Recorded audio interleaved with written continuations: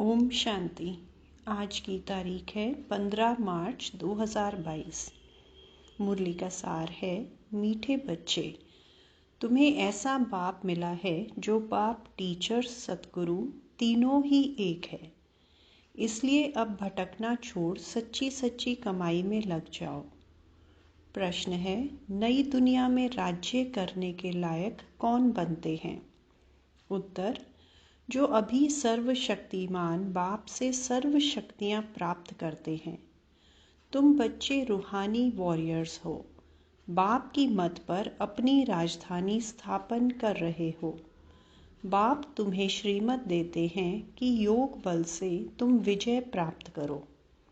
दूसरा प्रश्न, किन बच्चों के हर कदम में कमाई जमा होती है? उत्तर, जो हर कर्म श्रीमत पर करते हैं उनके हर कदम में कमाई ही कमाई है। याद में रहना भी कमाई, सर्विस करना भी कमाई, यज्ञ सेवा करना भी कमाई। गीत ओम नमो शिवाय। ओम शांति। अभी तुम बच्चों को यह मालूम हुआ कि एक होता है लौकिक बाप, दूसरा होता है पारलौकिक बाप। जब कोई भी दुख होता है तो पारलौकिक माता पिता को याद किया जाता है। कोई सिर्फ परमात्मा को याद करते हैं, कोई कहते हैं तुम माता पिता। चाहे कोई माता को याद करे या ना करे, लेकिन जब गॉड फादर कहते हैं तो माता ज़रूर है ही। बच्चे माता बिगड़ तो पैदा हो भी नहीं सकते। तो पारलौकिक माता पिता है जिनको याद किया जाता है। ज़रूर वे कुछ सुख देकर गए हैं। याद आता है भारत सुख धाम था, स्वर्ग था।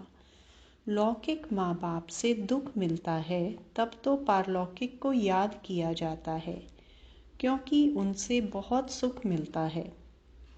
नरक में हैं तब याद करते हैं कि फिर से स्वर्ग में जाकर सुख घनेरे पावें। गुरु लोग तो कहते हैं जब तप भक्ति आदि करो। बाबा तो ऐसी मत नहीं देते हैं। लौकिक बाप तो कहेंगे पढ़ने के लिए टीचर के पास जाओ, फिर वानप्रस्थ अवस्था होगी तो कहेंगे गुरु के पास जाओ। बाबा तो तुमको ऐसा नहीं कहते हैं। देखो लौकिक और पारलौकिक में कितना फर्क है।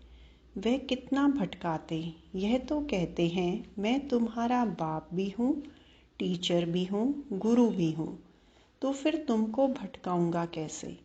यह तो तीनों ही खुद हैं, इसलिए इनको सब याद करते हैं। मनुष्य तो भक्ति मार्ग में बहुत धक्के खाते हैं। ज्ञान मार्ग में धक्के खाने की बात ही नहीं। यह भक्ति और ज्ञान दुख और सुख का खेल बना हुआ है जो बच्चों को समझाते हैं। हद का टीचर हद की पढ़ाई पढ़ाते हैं। मैं बेहद का टीचर तुमको बेहद की पढ़ाई पढ़ाता हूँ। तुम जानते हो यह है मृत्यु लोक। वो जो पढ़ाई पढ़ाते हैं पुरानी दुनिया के लिए, और हम जो कुछ पढ़ते हैं नई दुनिया के लिए। यह दुनिया दिन प्रतिदिन पुरानी होती जाती है। इनमें सुख कभी भी मिलना ही नहीं है। सुख और दुख यह खेल कैसे बना हुआ है, यह बाप ही समझाते हैं। बाप आत्माओं से बात करते हैं कि बच्चे तुम ही सुख में थे। फिर जब रावण की प्रवेशता होती है तब धीरे धीरे दुख शुरू होता है। फिर कल्प के संगम पर आकर तुमको सुख में ले जाता हूँ। अभी तुम्हारी बुद्धि का ताला खुला हुआ है। जो तुम जानते हो यह सब बातें यथार्थ हैं। यह बाप के सिवाय कोई सुना नहीं सकते। बाबा ही आकर तुम बच्चों को सुख देता है। अभी तुम जानते हो आत्मा अविनाशी है। यह शरीर तो बदलना पड़ता है। परमात्मा भी परम आत्मा है। उनका नाम शिव है, जो सभी मनुष्य मात्र हैं। उनका रचयिता है। यहाँ सब है हद के क्रिएटर। बाबा है बेहद का क्रिएटर। सतयुग से लेकर कलयुग तक तुमको जो बाप मिले वे हैं हद के। सतयुग में तुम्हारी प्रारब्ध है, वहाँ तुमको एक बाप और एक बच्चा मिलता है। कलयुग में एक बाप को 8-10 बच्चे होंगे। प्रजापिता ब्रह्मा को देखो कितने ढेर बच्चे हैं, परंतु वे हैं मुख वंशावली जो बीके बनते हैं, फिर सतयुग में जाकर देवता बनेंगे। वो लौकिक बाप, टीचर, गुरु सब हद की बातें सुनाते हैं। यह पारलौकिक बाप बेहद की बातें सुनाते हैं। नई बातें बाप बच्चों के आगे ही बोलते हैं। भल घर में रहते भी तुम ये नई शिक्षा प्राप्त करो। यह भगवान की पाठशाला है। यह है श्रीमद् भगवत गीता पाठशाला अथवा ज्ञान के गीत जो तुम ही सुनते हो। ज्ञान सागर बाप ही आकर तुमको ज्ञान ज्ञानेश्वरी बनाते हैं। मम्मा को कहेंगे ज्ञान ज्ञानेश्वरी। ह्यूमैनिटी का सिजरा शुरू होता है। पहले है प्रजापिता ब्रह्मा, फिर है जगत अम्बा। पहले पहले ब्राह्मण रचते हैं, फिर है देवता, क्षत्रिय, वैश्य, शूद्र। जगत अम्बा का भी बड़ा मर्तबा है, परंतु उनको कोई जानते ही नहीं है।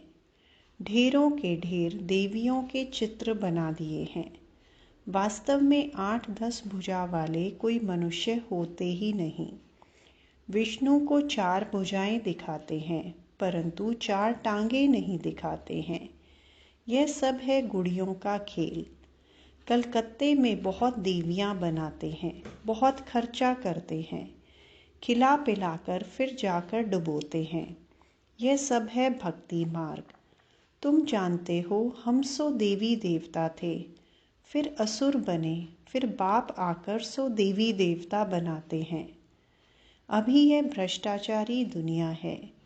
गवर्नमेंट भी कहती है, परंतु सीधा पूछो तुम पतित हो तो मानेंगे नहीं।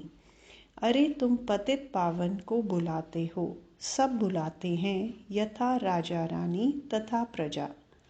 सन्यासी पवित्र बनते हैं, यह भी ड्रामा में नूंद है। भारत जैसा पवित्र खंड कोई होता ही नहीं, इसलिए उनको कहा जाता है सचखंड। फिर वही झूठ खंड बनता है। भारत को पावन बनाने बाप भारत में ही आते हैं। भारत में ही शिव का अवतरण होता है। सोमनाथ का मंदिर कितना भारी बनाया है, भारतवासियों ने ही बनाया है, जिसको बाप ने इतना साहूकार बनाया है। बाप तो यहाँ पतित दुनिया और पतित शरीर में आते हैं पावन बनाने, लेकिन कई बच्चे पहचानते ही नहीं हैं क्योंकि साधारण हैं। फिर भक्ति मार्ग में तुम्हारे पास पैसे बहुत होते हैं तो हीरे ज्वारों के तुम मंदिर बनाते हो। सतयुग में तो अनगिनत पैसे होते हैं, वहाँ पैसे की गिनती नहीं, बेशुमार धन रहता है। तो बाप जिनको साहूकार बनाते हैं वे कितना बड़ा यादगार बनाते हैं। जो पहले लक्ष्मी नारायण थे वही 84 जन्म भोगते हैं। नंबर 1 में वो गिरते हैं, भक्त बनते हैं, तो जिसने बनाया उसका ही यादगार बनाते हैं। लक्ष्मी नारायण विक्रमाजीत बने, फिर सो विक्रमी बनते हैं, तो उन्हों का फर्ज है पहले जिसने ऐसा बनाया उनकी पूजा करना। सोमनाथ का मंदिर कितना फर्स्ट क्लास था। जिन्होंने लूटा वह तो मर गए, बाकी निशानियां लगी हुई हैं। अब तुम जानते हो हम सो पूज्य बन रहे हैं, फिर पुजारी बनेंगे, फिर मंदिर बनाना शुरू करेंगे। सिर्फ एक मंदिर तो नहीं होगा। राजाएं अपने घर में भी मंदिर बनाते हैं, जैसे घर में गुरुद्वारा बनाते हैं। पहला नंबर किसने गुरुद्वारा बनाया होगा, फिर भक्ति मार्ग शुरू हो जाता है। पहले अव्यभिचारी भक्ति करते हैं, फिर व्यभिचारी। आजकल तो मनुष्य अपनी भी पूजा कराते हैं, उनको कहा जाता है भूत पूजा। भूत पूजा भी दुनिया में अथाह है। जो आया सो चित्र बनाते जाते हैं। भक्ति मार्ग है ना। अभी तुम्हारी बुद्धि में सारा ज्ञान है। बाप संगम पर एक ही बार आकर नॉलेज देते हैं। शास्त्रों में तो अनेक अवतार लिख दिए हैं। अवतार एक होता है। अवतरित तो आत्मा भी होती है, परंतु अवतार मनुष्यों को नहीं कहा जाता है। अवतार एक ही निराकार बाप है जिसको सारी दुनिया बुलाती है। फादर तो एक ही होगा ना, जो परम धाम में रहते हैं। तो मदर भी चाहिए। क्या मदर भी परम धाम में रहती है? नहीं। मदर फादर का प्रश्न यहाँ होता है। फादर को यहाँ क्रिएट करना है, इसलिए बेहद के बाबा को याद करते हैं। बाबा आकर स्वर्ग की रचना करो, उसको कहा जाता है हेवनली गॉड फादर। अभी तो कितना दुख, लड़ाई, मारा मारी है, इसलिए बुलाते हैं हे गॉड फादर रहम करो। हे पतित पावन आओ, हम सब दुखी पतित हैं। हे बाबा फिर आकर स्वर्ग श्रेष्ठाचारी बनाओ। तुम सब भ्रष्टाचारी थे, अब श्रेष्ठाचारी बन रहे हो। भ्रष्टाचारी को श्रेष्ठाचारी बनाना एक बाप का ही काम है।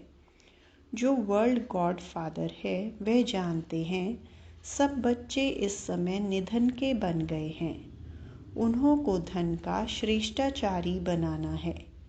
10-20 मनुष्यों को तो श्रेष्ठाचारी नहीं बनाएंगे। भारत श्रेष्ठाचारी था तो डेटी गवर्नमेंट थी। अब रावण राज्य है तो 5 विकारों की प्रवेशता है। भगवानुवाच, एक निराकार को ही भगवान कहा जाता है। एक गीता को खंडन करने से सब शास्त्र खंडन हो जाते हैं। बाप कहते हैं मैंने तुमको जब राजयोग सिखाया था तो भारत स्वर्ग बन गया था।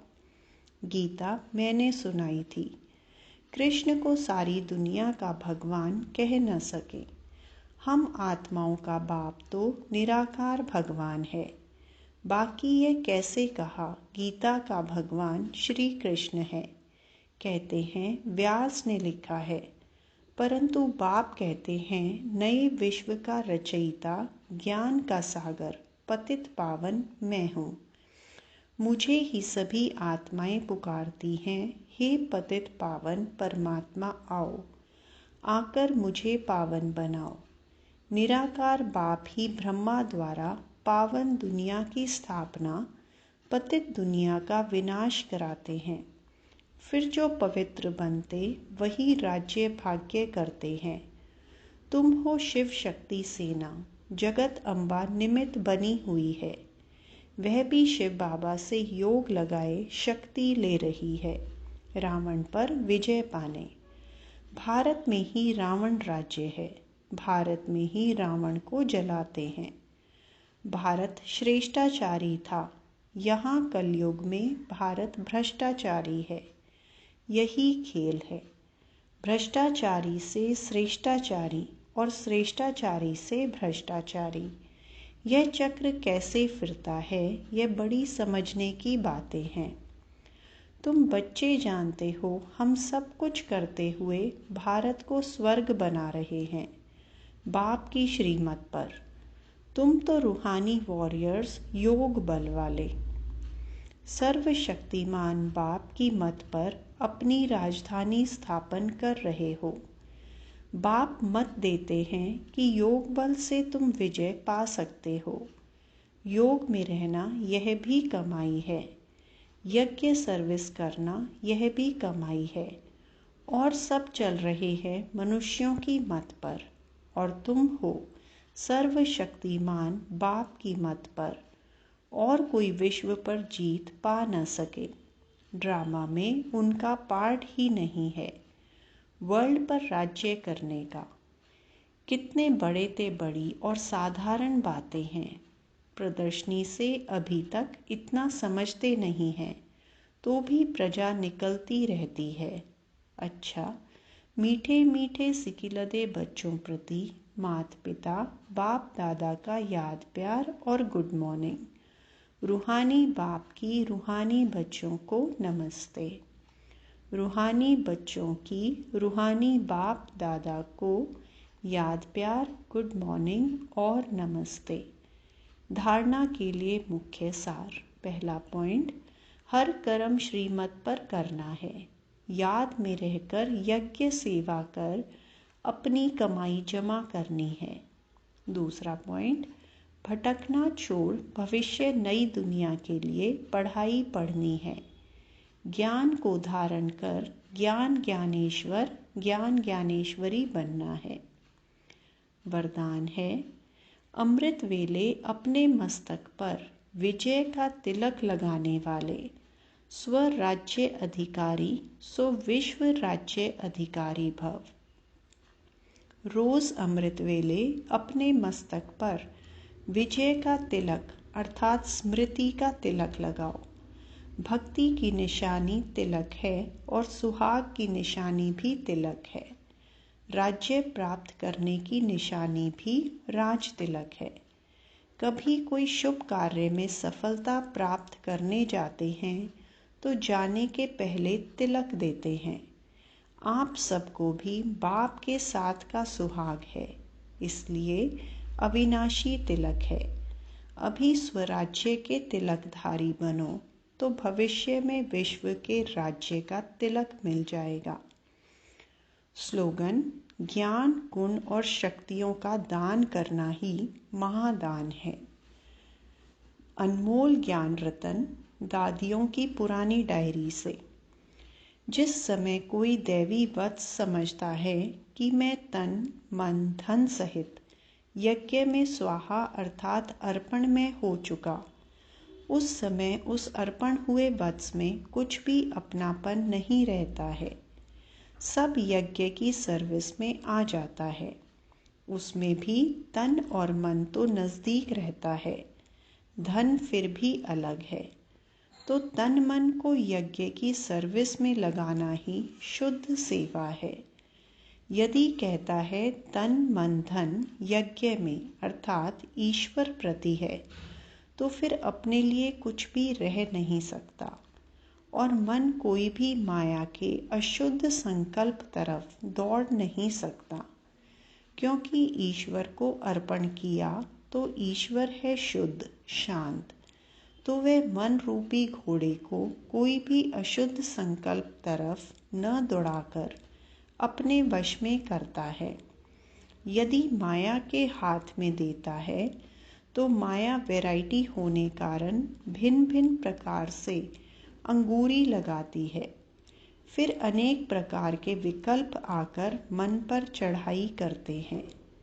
तो उसको समझाना चाहिए कि क्या अभी भी मेरे में कुछ अपनापन रहा हुआ है, क्योंकि यदि यज्ञ प्रति स्वाहा हुआ तो फिर पवित्र हो गया। फिर यज्ञ की सर्विस बिगर कोई भी तरफ तन मन वर्क कर नहीं सकता। इसलिए इस अति गुह्य और महीन राज को समझकर अपने पर बहुत ही अटेंशन रख खबरदारी से चलना है। अच्छा, ओम शांति।